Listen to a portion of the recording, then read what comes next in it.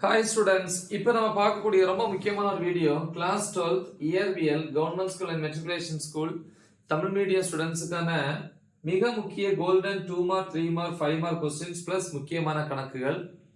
So இது அலகு 3 காந்தவியல் மற்றும் மின்னோட்டத்தின் காந்த விளைவு பப்ளிக் எக்ஸாம் 2026க்கானது. ஸோ கன்ஃபார்ம் கொஸ்டின்ஸ் 100% இதுல இருந்து மட்டும்தான் கேட்பாங்க. இதை மட்டும் நீங்க ப்ரிப்பேர் பண்ணா போதும்.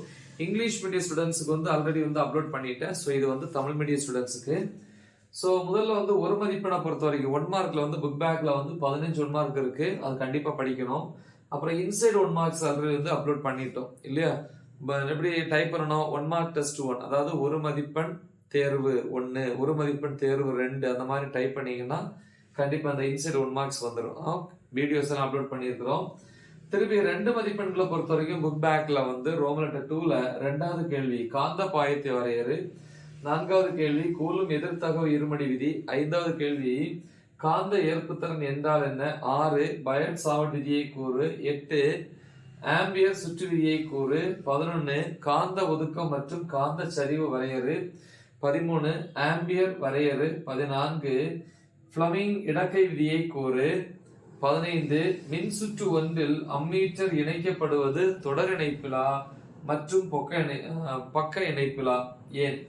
20வது கேள்வி வந்து திசைவேக தேர்ந்தெடுப்பான் என்றால் என்ன, வாய்ப்பாடு.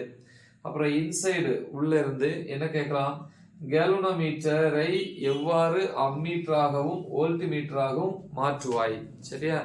அப்புறம் வந்து பாத்தீங்கன்னா கேல்வனோமீட்டரின் மின்னோட்ட உணர்திறன் மற்றும் மின்னழுத்த வேறுபாட்டு உணர்திறன் வரையறு. அப்புறம் கேல்வனோமீட்டரின் மின்னோட்ட உணர்திறனை அதிகரிக்கும் வழிமுறைகள் யாவை. ஸோ இதெல்லாம் இன்சைட் கொஸ்டின்ஸ் கண்டிப்பா கேட்பாங்க. 3 மதிப்பெண்களை பார்த்தீங்கன்னா ரோமன் லெட்டர் 2 புக் பேக்ல 9வது கேள்வி டயா பேரா மற்றும் ஃபெரோ காந்தவியலை ஒப்பிடுக, 18வது கேள்வி டயா பேரா மற்றும் ஃபெரோ காந்த பொருட்களினுடைய பண்புகள். ஸோ இது வந்து ரொம்ப ரொம்ப முக்கியம். அடுத்து ரோமன் லெட்டர் 3 நெடுவினாக்கள், அதுல இருந்து 4வது கேள்வி சீரான மின்புலத்தில் உள்ள காந்த ஊசி அல்லது சட்ட காந்தம் மீது திருப்பு விசை. அடுத்து 7வது கேள்வி ஆம்பியரின் சுற்று விதியை கொண்டு மின்னோட்டம் பாயும் நீண்ட நேரான கடத்தியால் ஏற்படும் காந்த புலம். சரியா? ஸோ இது சில நேரங்கள்ல வந்து 3 மார்க்லையும் கேட்கலாம், இல்ல 5 மார்க்லையும் கேட்கலாம். சரியா? அடுத்து 11வது கேள்வி ரோமன் லெட்டர் 3ல 11 கேல்வனோமீட்டர் ஒன்றை அம்மீட்டராகவும் மற்றும் வோல்ட்மீட்டராகவும் எவ்வாறு மாற்றுவது விவரி. ஸோ இதுல கேல்வனோமீட்டரை அம்மீட்டரா மாத்துறது வந்து அடிக்கடி கேட்பாங்க. திரும்பி 14வது கேள்வி காந்தவியல் லாரன்ஸ் விசை குறிப்பு வரைக. 15 மென் மற்றும் வன் ஃபெரோ காந்த பொருட்களினுடைய பண்புகள். அப்புறம் முடிஞ்ச ஒரு கொஸ்டின் எக்ஸ்ட்ரா படிங்க, அடிஷனல் சொல்லி கொடுத்துருக்கிறேன். என்ன அப்படின்னா 16வது கேள்வி மின்புலத்தில் வைக்கப்பட்டுள்ள மின்னோட்டம் பாயும் கடத்தியின் மீது செயல்படும் விசை. முக்கியமான கேள்வி. ஸோ ஒரு ஆவரேஜ் ஸ்டூடெண்ட்ஸை பொறுத்த வரைக்கும் இவ்வளவுதான் ப்ரிப்பேர் பண்ண முடியும். முடிஞ்ச இந்த கொஸ்டின் சேர்த்து ப்ரிப்பேர் பண்ணுங்க. ரைட்?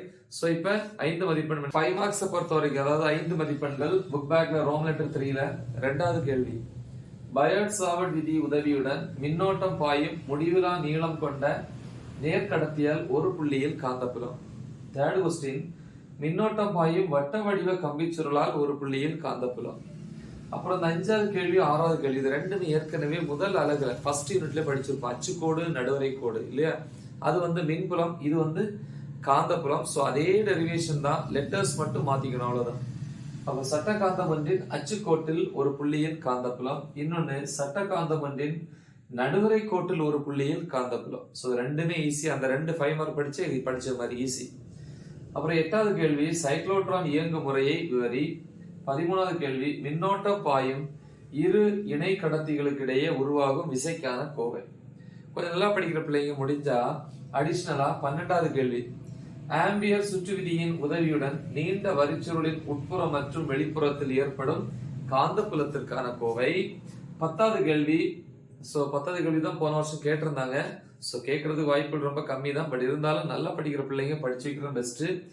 மின்னோட்ட சுற்றின் மீது செயல்படும் திருப்பு விசை, அதாவது சீரான மின்புலத்தில் வைக்கப்பட்ட மின்னோட்ட சுற்றின் மீது செயல்படும் திருப்பு விசை. அப்புறம் ப்ராப்ளம்ஸ், முக்கிய கணக்குகள் இல்லையா? அதில் ஃபர்ஸ்ட் எடுத்துக்காட்டு எக்ஸாம்பிள் 3.2 3.5 3.6 3.8 9 10 14 15 19 22, 23, 26. அப்புறம் பயிற்சி கணக்குகள் புக் பேக்கில் இருக்குல்லையே எக்ஸசைஸ் 1, 2, 4, 6 இவ்வளோதான். ஸோ இது எல்லாமே ஆல்ரெடி நம்ம டீச் பண்ணி வீடியோஸ் அப்லோட் பண்ணியிருக்கிறோம். இங்கிலீஷ் மீடியம் தனியாக, தமிழ் மீடியம் தனியாக. ஸோ இந்த வீடியோவோட அந்த வீடியோஸோட டிஸ்கிரிப்ஷன் லிங்கை வந்து இந்த வீடியோ டிஸ்கிரிப்ஷனில் கொடுத்துருப்பேன். ஸோ செக் பண்ணி பாருங்கள். ஸோ நல்லா ப்ரிப்பேர் பண்ணுங்கள். மறக்காமல் இதை உங்கள் ஃப்ரெண்ட்ஸுக்கு ஷேர் பண்ணுங்கள். Right the exam well. All the best. Thank you.